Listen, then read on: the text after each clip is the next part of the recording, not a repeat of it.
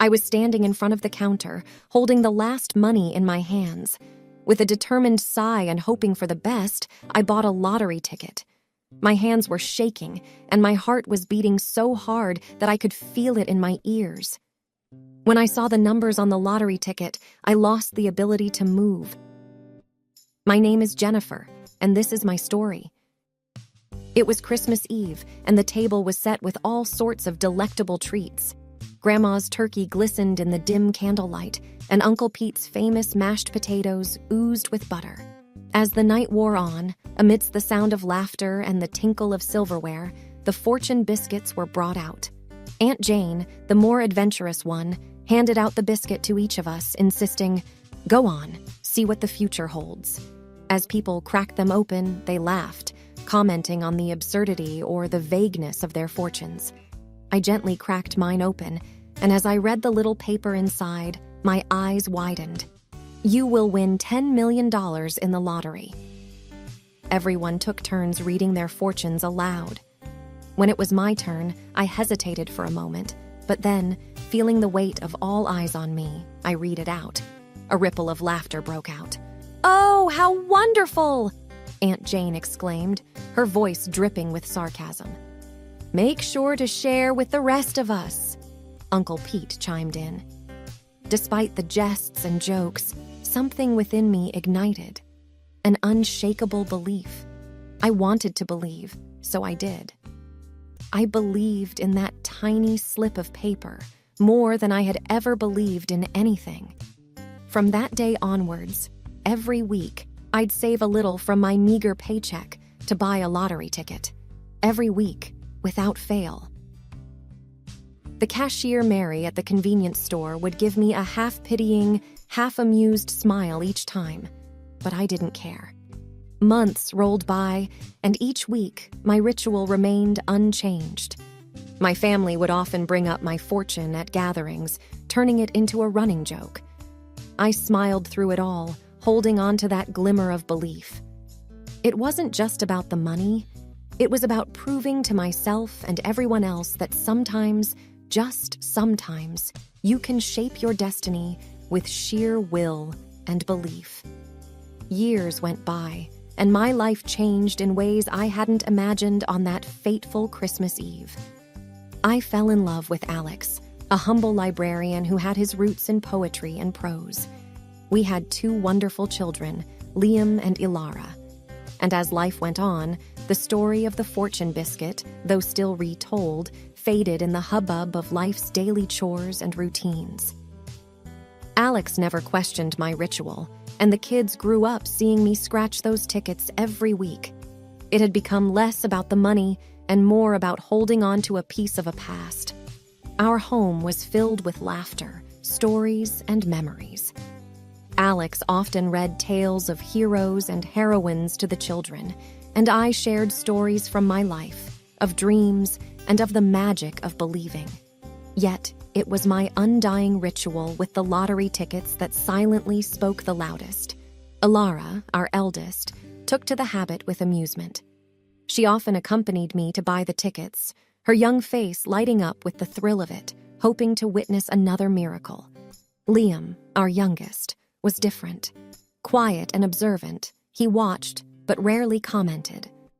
Then, one day, as I sat scratching off a ticket, Liam, now a teenager, hesitated before saying, "Mom, you know, some of the kids at school, they laugh. They say their parents laugh about you still buying lottery tickets. They say you're chasing an old dream." I looked up, meeting his searching eyes. Alex, hearing our conversation, stopped reading and glanced over.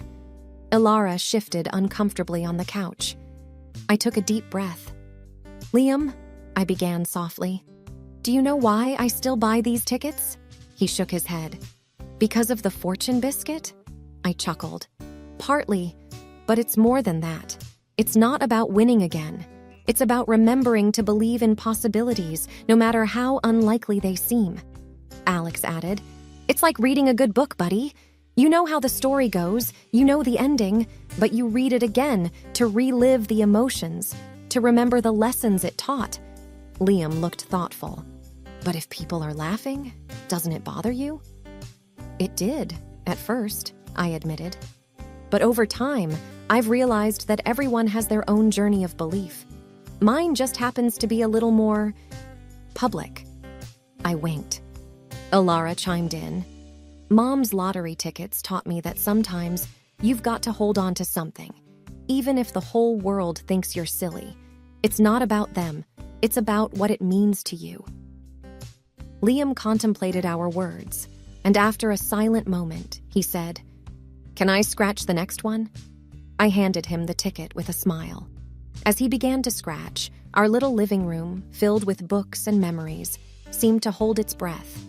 Time passed, and life brought its shares of ups and downs.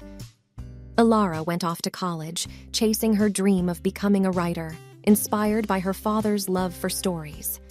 Liam, with his introspective nature, took an interest in philosophy and the human psyche. Throughout the changes, the lottery tickets remained a constant. It was our family's quirky legacy, a symbol of unwavering belief amidst the ever-changing tides of life. And as the years went by, Liam, who once questioned the ritual, became its most ardent participant. Every week, he'd be there, ready with a coin to scratch off the numbers, his face lit with the same hope and belief that I felt all those years ago. The legacy of the fortune biscuit, it seemed, wasn't just about a win. It was about passing down a spirit of hope, resilience, and belief from one generation to the next. A testament that sometimes holding on to something, even in the face of ridicule, can shape not just your destiny, but that of those who come after you.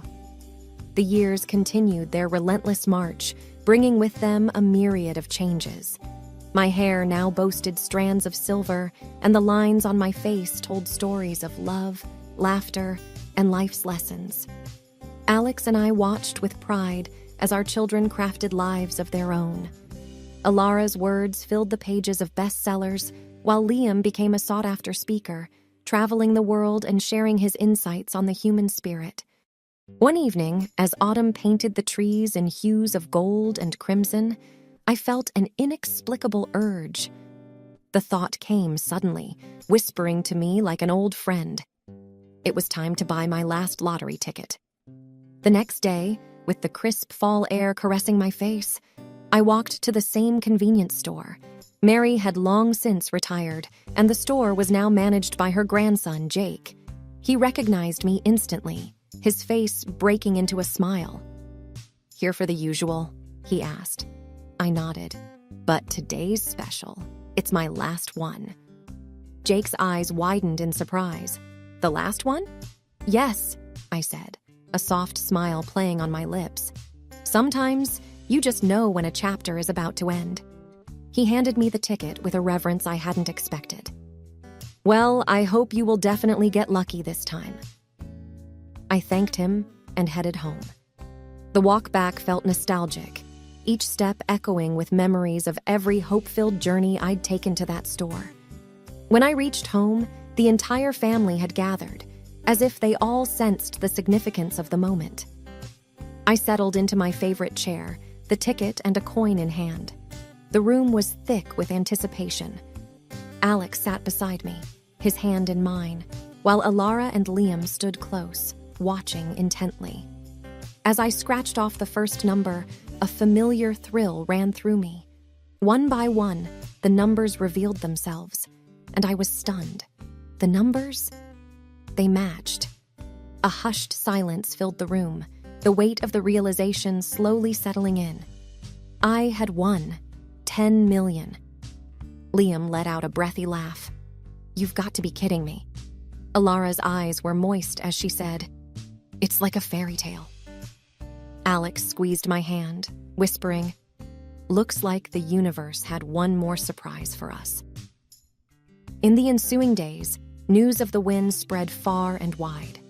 Many were in disbelief, others called it fate, and some even called it a well-timed miracle. But as I stood amidst the whirlwind of attention and excitement, I realized the win wasn't the miracle. The true miracle was the journey itself, the unwavering belief, the commitment to hope, the resilience against doubt and ridicule, and the lesson it imparted to my children. As I sat down one evening, penning my thoughts in a journal, I reflected on everything: the first fortune biscuit, the years of buying tickets, the laughter and skepticism of others, and now this. And I concluded, sometimes miracles do come true. They may not arrive when we first envision them, nor in the manner we expect. But with unwavering belief and patience, the universe has a way of completing the circle, even after many, many years.